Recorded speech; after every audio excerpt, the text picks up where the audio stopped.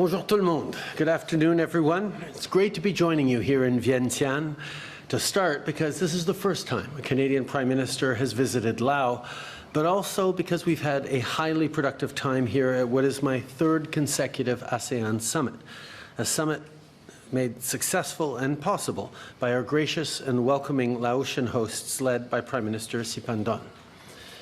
But before I get into it today, I want to talk about the fact that our national pharmacare bill, Bill C-64, just got royal assent. This is a big deal and great news for many Canadians. It means free insulin is coming for every Canadian who needs it, ensuring that they don't have to choose between putting food on the table and getting the life-saving medication they require. And it means we'll be providing prescription contraceptives for free, because we not only believe in a woman's right to choose, but we act on it. This is real progress. But now, we need the provinces and territories to come to the table and sign agreements with us that supports Canadians and takes pressure off their household budgets as soon as possible. I've also seen the devastating images from the ground in the U.S. after Hurricane Milton made landfall yesterday. My heart goes out to everyone affected by this tragic disaster. I know Canadians are already rolling up their sleeves, some there to restore power, others there to help neighbours in need. We are all thinking of our friends to the south. Today we're here in Laos because when we formed government, we made a commitment to invest in Canada's relationship in the Indo-Pacific, to invest in strengthening ties with ASEAN, because these relationships matter. They matter because in an increasingly complex and unstable world, strong partnerships built on mutual trust are the only way we can create a safe and prosperous future. They matter because we need to be skating where the puck is going. ASEAN is the fastest growing region in the world and plays a central consensus building role, not just here in Asia, but around the globe. And in just a few years, we're all seeing remarkable results. Since 2015, Canada's trade with ASEAN has nearly doubled. And that didn't happen by accident. It happened because our trade ministers, particularly Mary, has led many successful trade missions to the region with hundreds of Canadian businesses. Most recently to Malaysia and Vietnam earlier this year, and with the Philippines and Indonesia coming this December. It also happened because we have deliberately built up our presence and leaned into the right relationships. Collectively, ASEAN is now Canada's fourth largest trading partner with almost $40 billion in annual trade. This means countless new opportunities for Canadian and ASEAN businesses alike. It means more community-building, middle-class jobs on both sides of the Pacific. And it means access to a wider variety of goods and services at affordable prices. That's real progress that our people can see and feel. It's not just me saying it. As one ASEAN leader said directly to me this week, our relationship is hitting levels beyond anything we ever aspired to.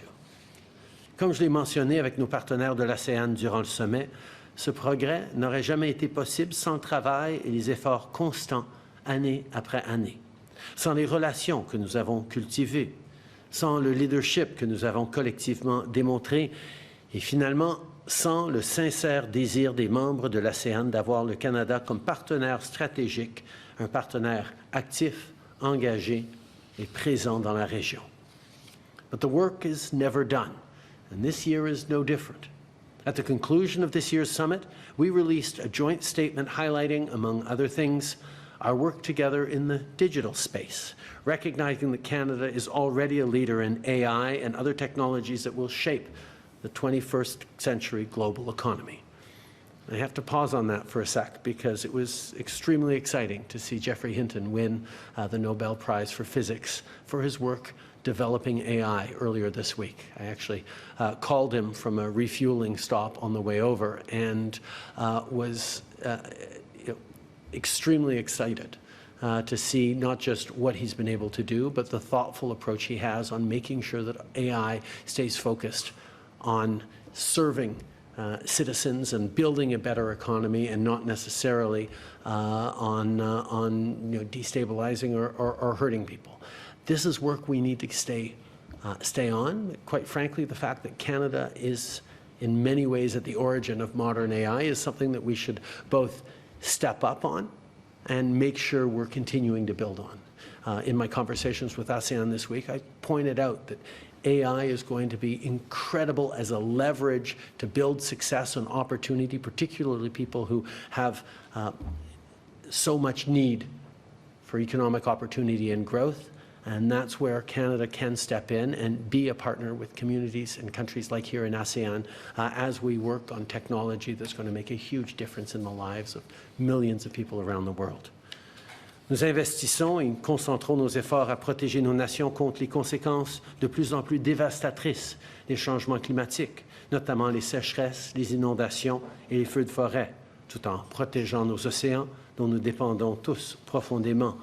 Nous nous appuyons sur des initiatives comme la création du premier bureau agroalimentaire canadien de l'Indo-Pacifique à Manille pour partager notre expertise et bâtir une industrie agricole plus innovante tout en luttant contre la faim dans le monde.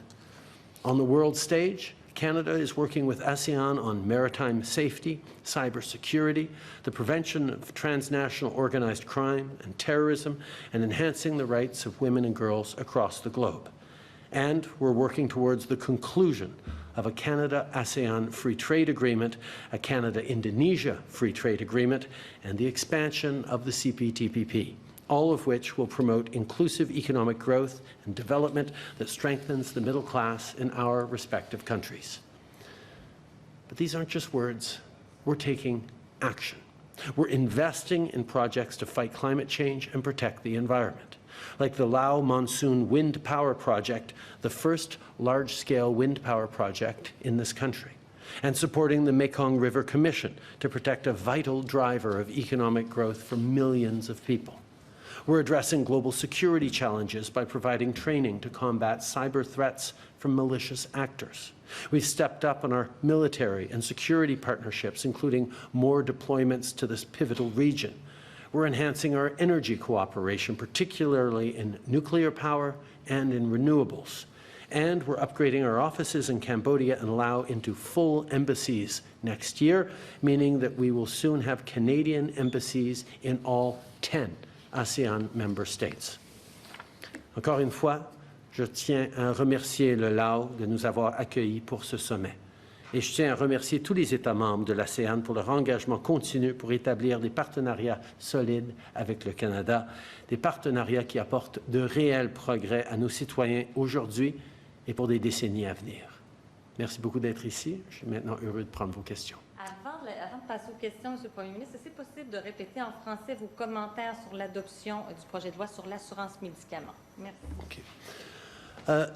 Avec le passage du projet de loi sur l'assurance médicaments, nous sommes maintenant plus proches que jamais de livrer de l'insuline gratuite à ceux qui en ont besoin à travers le pays, de livrer des contraceptions sur ordonnance pour les femmes d'un bout à l'autre du pays qui vont pouvoir faire de meilleurs choix sans avoir trop de pression sur leurs budgets familiaux. La réalité, c'est que maintenant, nous devons de négocier avec les provinces pour livrer cet argent, pour livrer ces services qui vont faire une si grande différence dans la vie des Canadiens et Canadiennes. C'est pour ça qu'on se met au travail et je m'attends à ce que des provinces rapidement viennent à la table pour négocier et pour livrer l'insuline gratuite et les ordonnances et les contraceptions sur ordonnance gratuitement. Thank you, Prime Minister. We'll now begin the press conference. One question, one follow-up. First question, David Aiken, Global News. Good morning, Prime Minister. Good morning, Ambassador. Good afternoon, Prime Minister. Good afternoon, Ambassador. If you're keeping track of what time it is, you're better than me. I do have an ASEAN question, but before I do, I would like to get you to respond to the latest events in the Israel-Lebanon war. A Canadian is killed.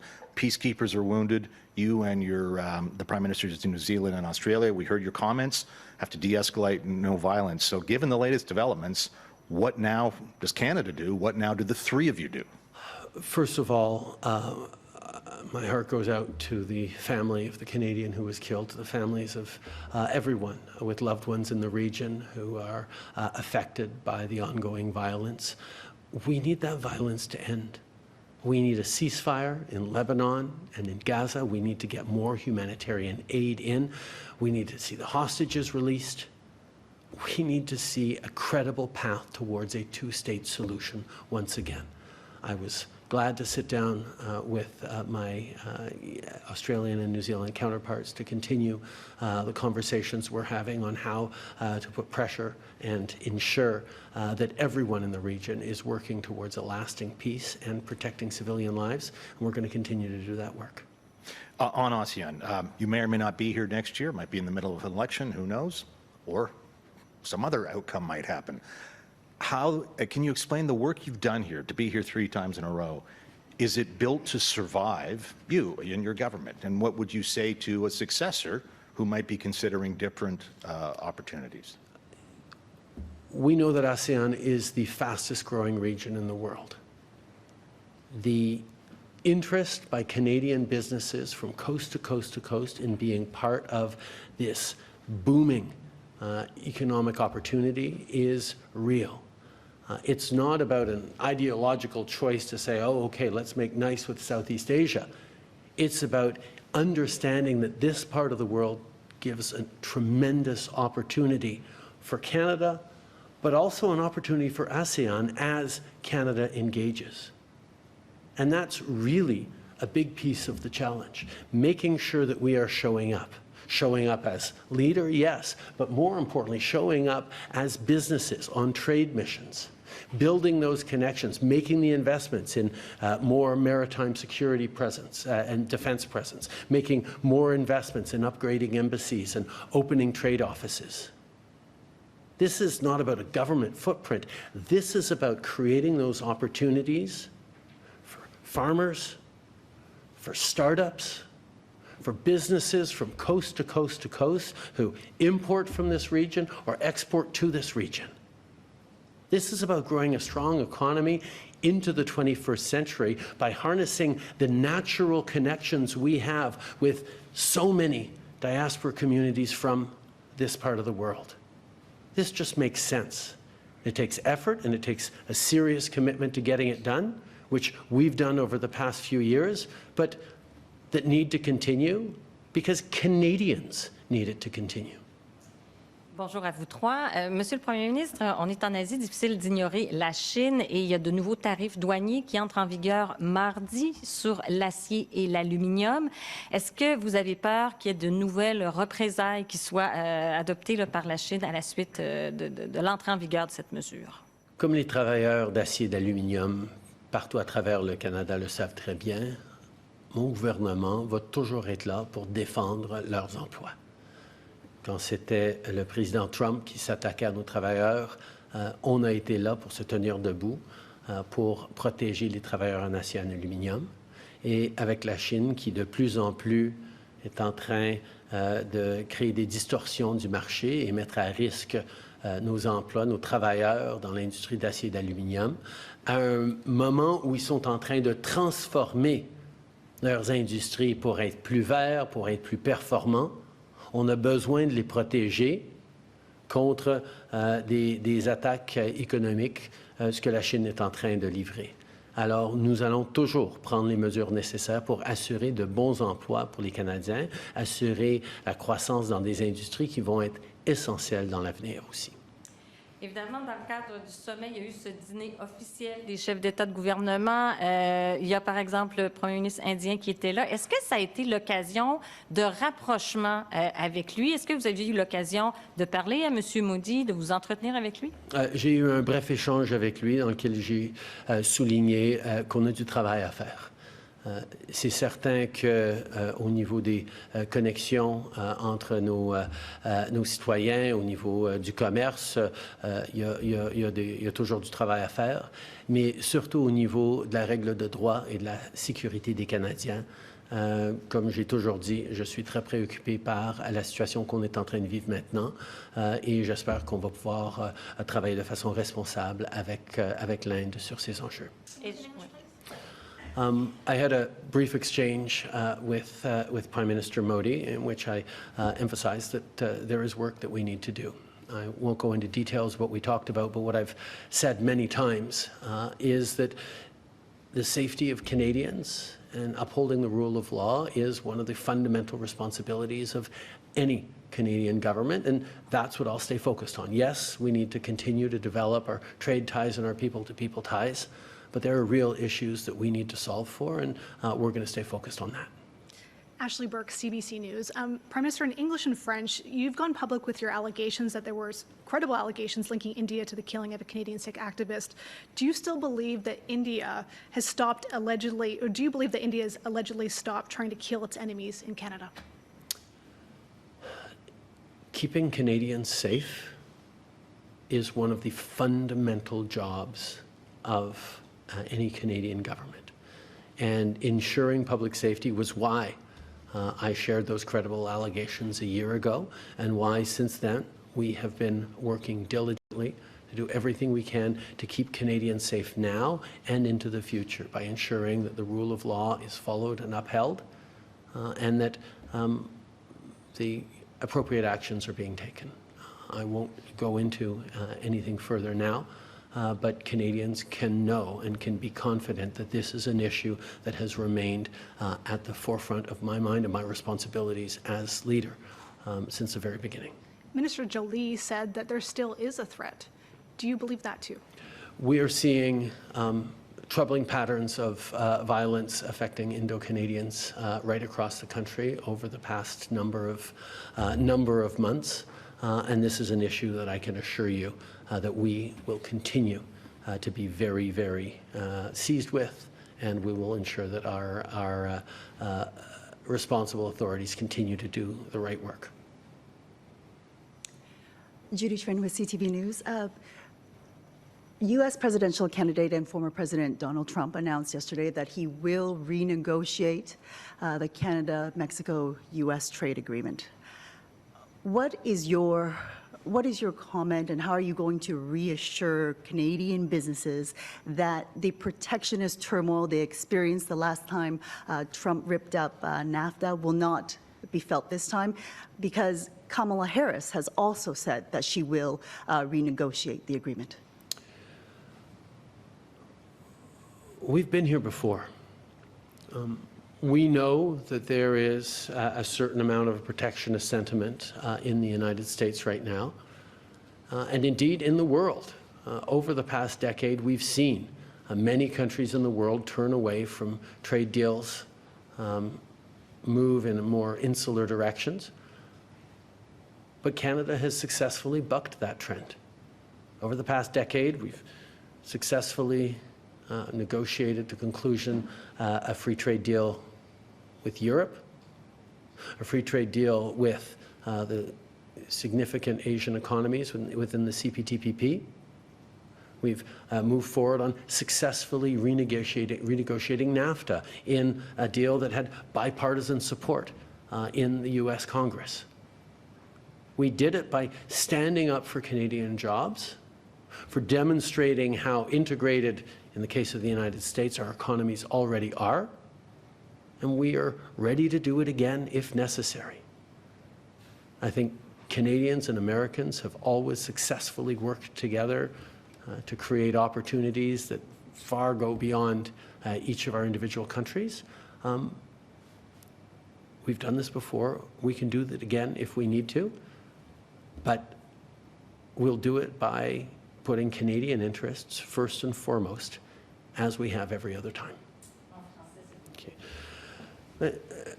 Nous savons qu'il y a une tendance à travers le monde vers une certaine insularité ou protectionnisme. On l'a vu dans bien des pays qui se retirent un petit peu du commerce international, à un même moment où le Canada a pu approfondir ses capacités en commerce international. On a renégocié l'ALENA, oui, mais on a aussi pu conclure l'accord CETA avec l'Europe, on a pu conclure l'accord CPTPP avec les économies d'Asie. On l'a fait en démontrant que des bons accords de libre-échange peuvent protéger les emplois, peuvent protéger l'environnement, peuvent donner des opportunités aux femmes, protéger les droits autochtones. C'est ce qu'on a pu faire. À cause de ça, on continue de démontrer que le commerce mène à aux croissances économiques et à des bénéfices pour nos travailleurs. Et s'il faut renégocier encore une fois les accords de libre-échange avec les États-Unis, on va le faire. On est prêt pour discuter, pour démontrer à quel point nos économies sont intégrées, à quel point ça va bien pour les États-Unis et pour le Canada quand on bâtit des choses ensemble, quand on a le moins de barrières au commerce entre nos deux pays nécessaires. C'est un argument qu'on a réussi à faire la dernière fois. On va continuer d'être prêt à le faire si on en a besoin dans l'avenir. A recent survey of ASEAN nations found that their greatest concern when it comes to geopolitical issues is Israel's war against Hamas. Given that there are 4 Muslim-majority nations within the ASEAN bloc who view the West, the U.S., and also Canada in that bloc as being hypocritical in their support for Israel, which has at times flouted international law in its war in Gaza. How do you balance that international perspective with domestic criticism coming from the conservative leader that your government and you have been too sympathetic to the Palestinian cause and have not done enough to stop anti-Semitism in Canada and tamp down the messages that are being furthered in pro-Palestinian marches across the country? Our position has been very, very clear. We've been calling for a ceasefire for many, many months now, since the end of last year. We've been pushing for more humanitarian aid. We've been pushing for the hostages to be released, for Hamas to lay down its arms, and have no role for Hamas in the future governance of Gaza. We've been pushing on Israel to abide by international law, even as it has the right to defend itself. We've been working with partners and allies around the world to ensure that we get back on a path towards a two-state solution with a peaceful, secure Israel living alongside a peaceful and secure Palestinian state, with a Lebanon that's territorial integrity is respected as well. These are the principles and the values that Canada has always put forward. And quite frankly, one of the advantages of coming to a summit like this at ASEAN is we get to look other leaders in the eyes directly, leaders with a range of perspectives on various issues, and hear from them and discuss how we're going to make sure we all work together to bring peace to the region and opportunity for everyone. Next question. Hi. I'm wondering, so let me backtrack a little bit. U.S. Secretary of State Anthony Blinken raised concerns about the disputes in the South China Sea, calling China's behavior increasingly dangerous and unlawful. I'm wondering if you could state Canada's position on the conflicts and whether you can give some insight on if any of the countries brought this up with you in bilats. Oh, it's a regular subject of conversation with obviously the Philippines, with also other countries from the region, with our friends in Australia and New Zealand as well. Canada's position is shared by those countries. It's a long-standing position that the international law needs to be respected, the international law of the sea, the UN charter and frameworks. These are things that we abide by, and not just stand by on paper, but we demonstrate that every time we send a Coast Guard vessel or a military CAF ship through the South China Sea. It is international waters and needs to be open for all navigation. You mentioned in the beginning that pharmacare passed. Right now, Parliament is in a bit of a standstill. How do you plan on getting things back on track in the House of Commons? Our focus is on Canadians. The fact that pharmacare has made it out of Parliament means that now we get to do the work of bringing on board provinces and actually delivering free insulin for Canadians who are struggling making ends meet right now. We know that, for example, people who skip their insulin because they have to pay rent or they need to put food on their table face the risk of much more serious health outcomes that can include blindness and amputations, at the same time as they end up costing much more to already stressed health systems. So delivering free insulin just makes sense to people who don't have coverage and can't afford it. That's what we're starting with. So I'm looking forward to signing deals rapidly with provinces over the coming months that's going to deliver this life-saving medication to Canadians who are in need. Similarly, we know women are increasingly challenged with the high cost of getting an IUD or getting prescription contraceptives.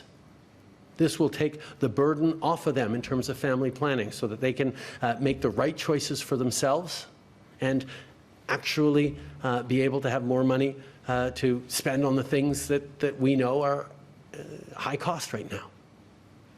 This is a measure moving forward on pharmacare negotiations with the provinces that will help Canadians in their health and help them in their pocketbook.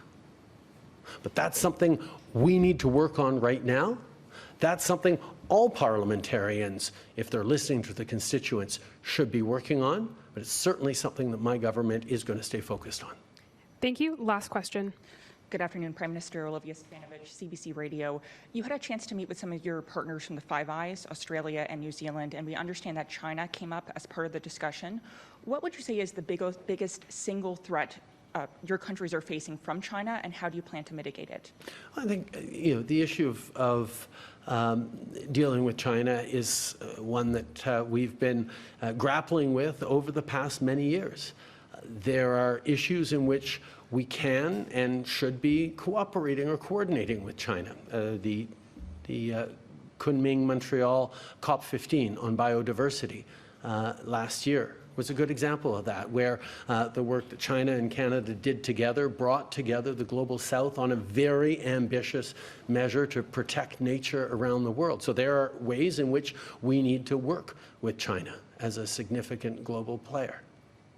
There are other ways in which we're going to need to compete with China for market access on critical minerals, on delivering the ingredients for a clean technology future that rely on rare earth elements and critical minerals that Canada has to offer, and we're developing those solutions so we can directly compete with China on supply chains that they've managed to corner over the past decades, but that our partners and countries around the world are increasingly needing to find diverse supply chains for. And then there are areas in which we are going to be directly contesting and challenging China. The continued interference in both diaspora communities and our democratic systems. The use of coercive diplomacy, for example, the unjustified detention of the two Michaels. These are things that we will continue to push back on and, of course, work together on as allies and partners around the world to make sure we're demonstrating the values and the principles for which we will always stand clear and strong. Back to the topic of India, have you personally seen any cooperation from India from Canada's investigation? And why is it that the U.S. seems to have gotten more answers from India from its assassination allegations? I'm not going to get into details on this at this particular moment. What I will say is that the statement I made around credible allegations of India's involvement in the death of a Canadian on Canadian soil continues to stand. That our responsibility as a government to keep Canadians safe in their homes, in their communities, right across our country, remains one of the top preoccupations of this government. And I can assure everyone that law enforcement and our national security agencies continue to be deeply engaged on this issue. and we'll always put the safety and well-being of Canadians and respect for the rule of law at the forefront of everything we do. Merci. Thank you, Prime Minister. That concludes today's press conference.